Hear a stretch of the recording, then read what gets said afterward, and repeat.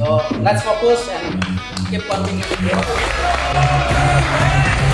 Show my players every time that we are better than everybody think. I think we have very good players, and if they get that trust, then I think we can show that we are really very, very good. Kita tidak akan mundur dan kita akan cuba sebagai upaya lah untuk memenangi.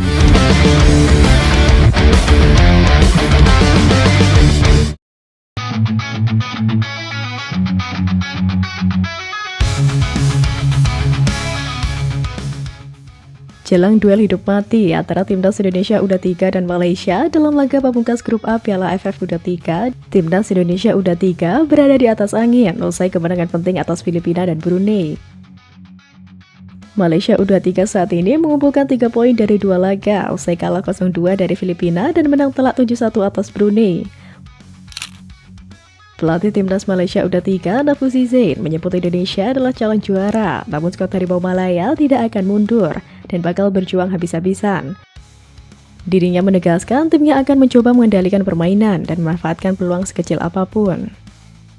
Bakal melawan Timnas Indonesia, apalagi berlangsung di SUGBK, pelatih skuad Harimau Malaya, Nafuzi Zain, singgung supporter Garuda. Ya, tahu sendirilah gimana euforia GBK jika Timnas Indonesia akan bermain di kandang sendiri, apalagi bakal menghadapi rival abadi seperti Malaysia. Dalam pertandingan krusial ini, Malaysia dipastikan tampil habis-habisan di laga hidup dan mati mereka di Piala AFF U23 2025. Oleh karenanya, walau setelah menang menghadapi Brunei dan Filipina, skuad Garuda Muda jangan terlalu percaya diri. Dalam sejarahnya, Timnas Indonesia U23 belum pernah menang atas Malaysia sejak pertemuan resmi pada 2009. Total, terdapat 6 pertandingan yang sudah dijalani kedua tim sejak tahun tersebut. 3 kemenangan diraih Harimau Muda Malaysia, sementara 3 pertandingan lainnya berakhir imbang. Kali terakhir pertemuan terjadi pada Piala AFF U23 2023 lalu, di mana saat itu Indonesia yang masih ditunggangi Sinteyong kalah dengan skor tipis 1-2. Menilik ke belakang lebih jauh, tepatnya pada kualifikasi Piala Asia U23 2017. Saat itu Indonesia kalah cukup telak dari Malaysia di kandang sendiri dengan skor 0-3. Namun di ajang lainnya, yakni pada SEA Games 2021, Timnas Indonesia U23 berhasil mengalahkan Malaysia meski lewat adu penalti.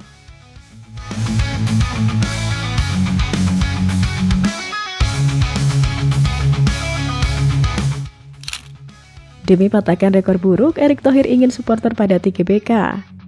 Dalam laga perdana yang mempertemukan Timnas Indonesia U23 dan Brunei, hanya sekitar 2.000 pasang mata supporter yang hadir untuk menyaksikan laga tersebut.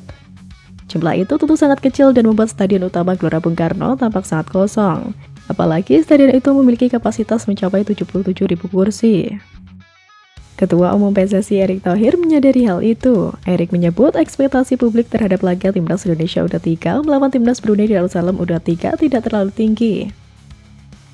Brunei dianggap bukan lawan yang mampu memberikan perlawanan sengit, sehingga pertandingan menjadi kurang menarik bagi penonton.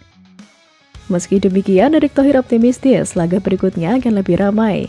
Ia juga menyebut laga melawan Malaysia di partai terakhir fase grup bisa menjadi daya tarik tersendiri bagi pecinta sepak bola nasional. Erick tak lupa menekankan pentingnya dukungan publik terhadap para pemain muda yang tengah menjalani proses regenerasi menuju timnas senior.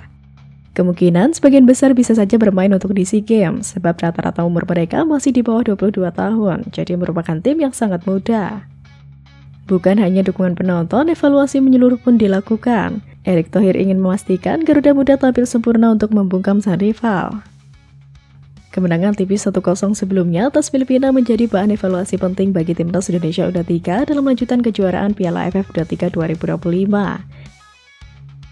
Erick Thohir menyampaikan harapannya agar penyelesaian akhir tim bisa lebih tajam. Meski mendominasi permainan, Garuda Muda belum mampu mencetak gol dari skema permainan terbuka. Permainan dominan Timnas U23 tercermin dari penguasaan bola sebesar 67%. Dengan statistik tersebut, harapan publik tentu mengarah pada kemenangan meyakinkan. Namun, satu-satunya gol yang tercipta justru berasal dari kesalahan pemain Filipina sendiri, bukan hasil finishing lini depan Indonesia. Satu-satunya gol Indonesia yang terjadi karena gol bunuh diri. Jaiber Roskuwilo salah mengantisipasi lemparan Robby Darwis dan justru menjebol gawang sendiri pada menit ke-23. Meski kritik diarahkan pada lini depan, Ketua Umum PSSI ini tetap menunjukkan rasa syukur atas hasil akhir. Baginya, 3 poin sangat penting dalam kompetisi grup dan membuka peluang besar menuju semifinal.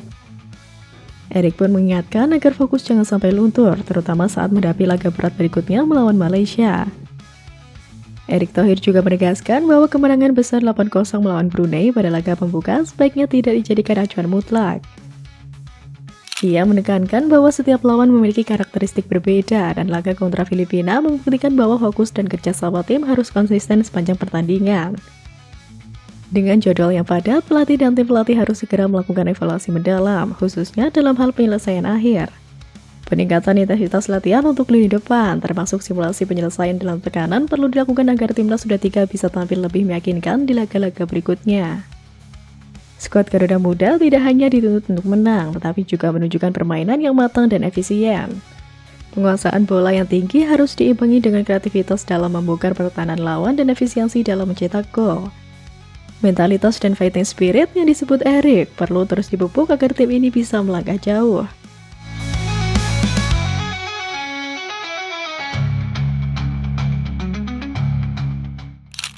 Sementara itu, sang juru taktik, Gerald Vandenberg, diprediksi akan menurunkan komposisi terbaik untuk mengisi starting 11 pada duel klasik Timnas Indonesia U23 kontra Timnas Malaysia U23 pada laga terakhir fase grup A Piala AFF 2025. Dari 2 pertandingan melawan Brunei Darussalam dan Filipina U23, pelatih asal Belanda itu pasti telah mengantongi rapor tiap pemain Timnas Indonesia U23. Mantan penggawa Timnas Belanda di Piala Dunia 1950 ini telah menampilkan semua pemainnya, sehingga dia punya gambaran gamblang kelebihan dan kekurangan satu persatu anak buahnya, kecuali 2 kiper Cahya Supriyadi dan Dava Fasya. Menurut pengamat sepak bola senior asal Malang, Gus Nul yakin sebenarnya Gerald Vandenberg telah punya kerangka tim utama. Namun untuk meyakinkan dirinya, dia harus mencoba semua pemain Timnas Indonesia. Sebagai pelatih pengalaman, Gerald Vandenberg pasti punya planning jelas. Piala AFF U23 ini sarana baginya untuk melihat kekuatan Timnas Indonesia U23 sebelum tampil di Piala Asia U23 dan SEAGA Thailand 2025. Gus Nul yakin menengarai saat menghadapi Malaysia U23 nanti, Gerald Vandenberg akan menurunkan formasi terbaiknya. Mantan pelatih Arema ini memprediksi posisi 4 back akan diisi Kakang Rudianto, Muhammad Ferrari, Kade Arel, dan Doni Tripamungkas. Sementara 3 gelandang sudah paten milik Arkan Fikri, Tony Firmansyah, dan Rayhan Hanan. Victor Detan, Robbie Darwish, dan Jas Reven sebagai trisula lini depan. Untuk posisi kiper masih ada kemungkinan Vandenberg merotasi. Apakah tetap memberi kepercayaan kepada Diansyah atau memasang Cahya Supriyadi atau Dava Fasya? Gerald Vandenberg akan diskusi dengan pelatih kiper untuk memastikan slot kiper yang pantas menjaga gawang.